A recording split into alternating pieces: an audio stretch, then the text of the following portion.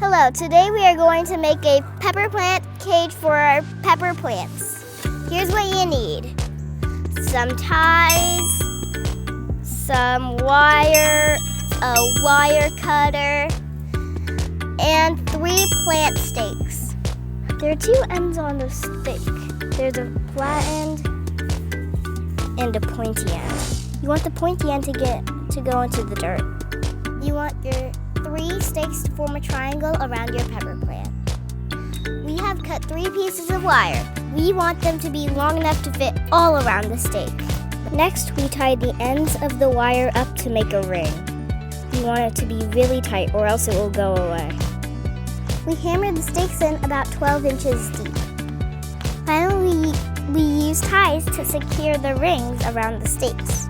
Ta-da! Now the cage is finished. It's not going to fall in the storm. Welcome back, gardeners.